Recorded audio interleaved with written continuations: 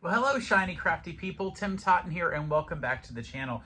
Today, I am actually in my workshop because I have these great new beach chairs, and I love them so much, except my head hits right here on this metal bar, and I want to do something to make it more cushioned. Now, I have these pieces of pool noodle, and they fit fine, and I could probably find a color that matched, but I really want to make a fabric cover for this that will Velcro on. And so to do that, I'm going to just decide how big to make this. I like this sizing, so I've cut this piece of pool noodle, and it is exactly 13 inches wide. So, pardon me. I want to make sure that I make a fabric cover for that. And I really want to make it out of a lighter material. In fact, I think I'll make it out of a white material so that it works a little better. And really all I need to do is measure now around and see how far that is. So I know it's going to be at least 13 inches. I might go a little bit over so that it covers this purple. And then I need to figure out how big around it is. So I'm just going to go ahead and squeeze the pool noodle there. And it looks like it's right at 7 inches, which of course I'll have some overlap. So because I'm going to use Velcro to hold it on there.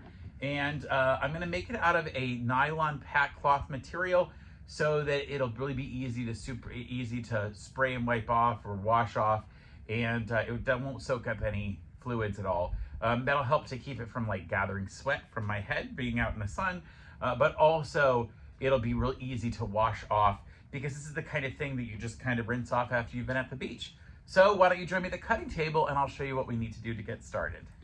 All right, so down here at the cutting table, I have my chair, and I have the material I'm going to use. I did find some blue, but I have to tell you, it doesn't quite match the other blue enough, so I'm not going to use that, even though I like it. I am going to use white, and one side of this is a little whiter than the other, and I think it'll look fine on this. And I'm also going to use some hook and loop fastener. Now, I use these gigantic 50-yard rolls of it in our business, so I'm just going to use some from here. But of course, you can just get standard hook and loop, and if you wanted white hook and loop, they make that. I'm going to use black because it's not going to be seen. It's going to be covered in the back. And of course, I have my pool noodle to measure from. Now, I've decided this is 13 inches by 7 inches around. So what we're going to do, and I want to sort of show you this on a drawing. I obviously need something that'll go around that. And so I'm going to make a rectangular piece that's going to be at least 13 inches that way and has to at least be 7 plus an overlap. So probably 7 plus a 1 inch overlap, because it's going to come together here. Like, see, it would go here and it would need to overlap the other piece below. So I've got to have a little bit extra. And of course I'll need to add any seam allowance that I want because I'll turn the edges. So I'm going to add ½ an inch to each side, so that equals 14 inches. This 8 inches is going to also get another inch, so it's going to turn out being 9 inches plus 1. 9 inches that way. And then when I fold over the edges, I'll fold over almost a full ½ an inch. So I need, out of the white material, I need 14 by 9 rectangles. Let's get that going. So I've cut a 14 by 9 inch rectangle, and then I just sort of realized this is white material, and sometimes you can see through it a little bit. I want to see what that will look like over top of this purple, and in fact, I really can't see anything through it. If you could really see the color through, you might want to double this over or choose a darker material. But I think it's going to look good when I put it up there. So let's go to the sewing machine and show you the next step. So I'm here at my sewing machine. I just gave this a very quick run over with the iron. It is a nylon pack cloth. That means it's a little bit susceptible to heat, so I didn't overdo it. I just want it to be nice and flat. And I've set a guide on my machine so that I can just do a simple 1/4 inch stitch that goes over. I don't want to overdo how wide of what I push on the corners. Now, I want to be aware when I put this together, I want to think about how I'm going to, if I do side to side here and then fold these over, you know, how is that fold going to be covered? So really what I'm going to do is just give myself a little bit of a fold here, I'm going to, let me show you better. I'm going to just turn a corner over here at the bottom edge so that when I actually flip the whole thing over, it works a little better. And in fact, I'll actually do that after I do all the other folds. So I'll do these two side edges first, and then I'm going to do a fold over on the longer one. And I'm just going to sort of finger press in a 1/4 inch. Now you could measure this if you wanted to. I'm pretty good at knowing how far that is. And again, I'm just doing it on the short sides. I should make sure I have the right thing. And you have to decide which side you want to be the front of your piece. So I've decided I like this to be the front. It just depends on the material. You'll know some material has a side. This material doesn't exactly have a side, so I'm not as worried about it.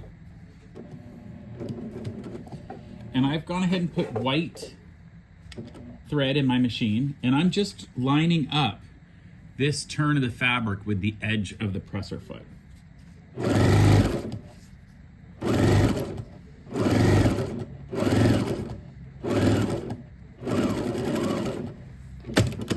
And of course I use white thread here because I want the other side, I don't want it to be seen through there. It's gonna be a little harder for you to see the stitch, but I really don't want to have to use a contrasting thread because I'm gonna actually use these when I go to the beach and I like it to look pretty. Let's do the other side. So again, I'm gonna fold this roughly at that 1/4 inch. And when I put it under the machine, I'll be able to see that it will run right next to the left edge of the presser foot. And then I just let the fold run against the guide there. Makes it super easy. Now, when I put this around, and I'm gonna just put it in here to measure, it's pretty close to being exact on the size of this on the edges. And if I didn't like that, I would maybe not fold quite as much as before, but that's really up to your discretion. So now I want this to come over and fold over, and I have quite a bit extra, as you can see. I need that 1 inch for my hook and loop, but I also need to be able to fold over these edges just like I did. So let's do that part next. Now here's where I am going to fold here at the corner a little bit. I don't want to fold it like this because then you'll see all of this come out. So I'm going to fold it in at that point. It'll line up with this at the bottom. And then I'm going to fold it in and run it under my machine.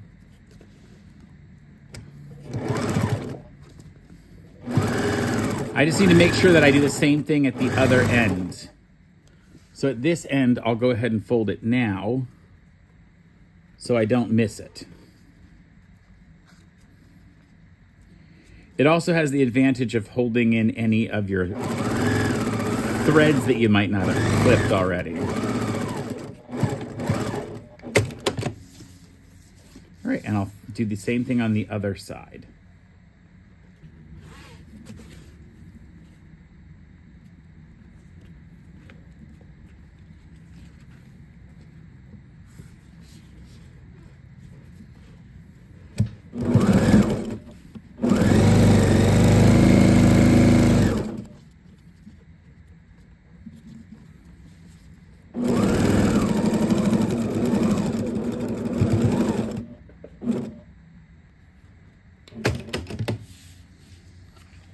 Well, that's all been completed, so let's see how well this closes. I have over there, and I'm going to fold this over the top. And it's gonna be nice and tight. There's about a 1 inch overlap there, as you see. So my next step is to get my hook and loop, common name for Velcro, and add one side on top here and the other side underneath this point so that they'll tie over one another. Let's get those pieces cut almost to the full length. I'm not going to do the entire length, but right near the edges. and I'll sew those on next. So I ended up cutting my hook and loop at 12.5 inches each, and I'm going to sew them on from the hook and loop side so I can actually see what I'm doing. Now I'm using black, of course you could buy white, but that's gonna help me to hook this out right in between, and I'm literally gonna go right to the edge with these. This one is gonna be on the back side and it'll go over, and the other one will be put on the front side.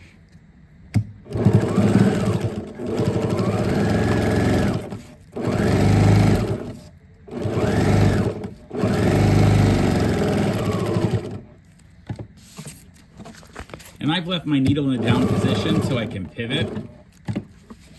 Now I might want to take that guide off for this part.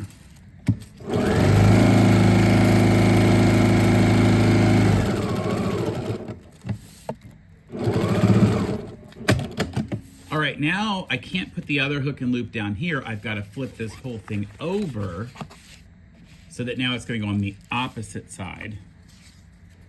So I'll put that on and go exactly as close as I can to the edge and do the same thing.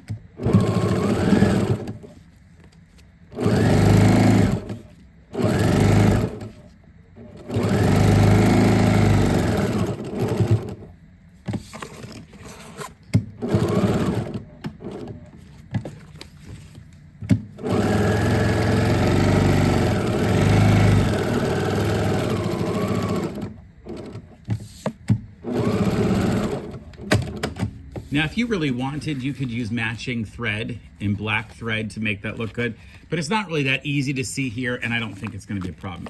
Let's go ahead and put this on our, let me zoom you out a little bit. So we're gonna basically test what this would look like. I'm gonna put down the piece, fold here, and then bring this up. Now I want it pretty tight so that it stays on there, and you'll notice that to get that you have to squeeze a little bit. You could obviously make it less tight if you wanted. You could add about 1/2 inch to your measurement, your circumference measurement, but look how good that looks. That's not going anywhere. And let's look at it on the actual chair. So here we're at the actual chair. And I'm gonna go ahead and put that around. I want this sort of, the cutout on the back. I'm just gonna go just past it here. Ooh. Now, because I did make this so tight, it's gonna be fun to get it exactly on there, but I think it'll be worth it because I'm not planning to take these off once I get them in place. So I got that in place. I'll bring it over a little. In fact, I need to cut that one down a little bit. Let me use the actual one that I was using before. There we go. All right.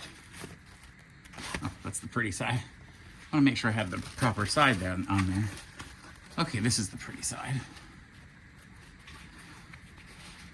Turn that around. And then I'm going to go from the middle first. Hook that on. Then come do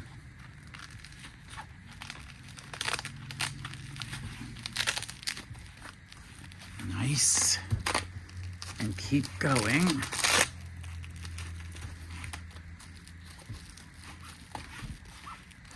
And now that's held on nice and tight. And from the front of the chair, look how good that looks. I can pull out that little bit.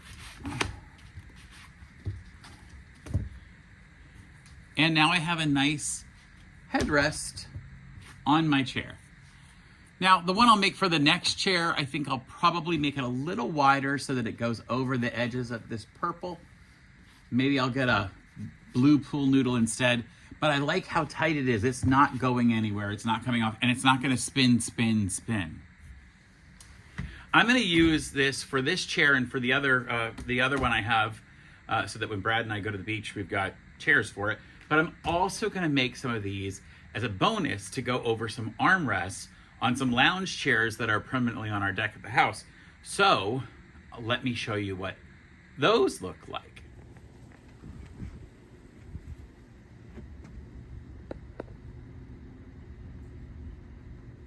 Now I did white there as well, because even though it really doesn't match the decor, I really think a white is going to be better for not retaining so much heat. So I hope you try a project like this. If you have anything you need to put an armrest on and want to use a pool noodle, please check it out, see what you can do. And until next time, folks, stay crafty. Bye for now. All right, now I just need to make myself go to the beach.